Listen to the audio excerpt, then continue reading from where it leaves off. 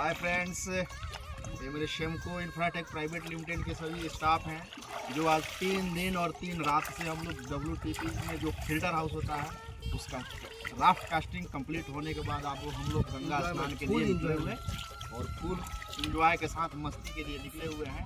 जो क्लासमेट भी था वो भी कंप्लीट हो जाएगा।